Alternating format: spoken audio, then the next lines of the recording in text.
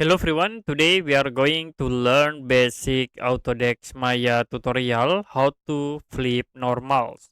So you can insert lines for the cube objects and I will go to Polycube 1 tab, increase for the subdivision.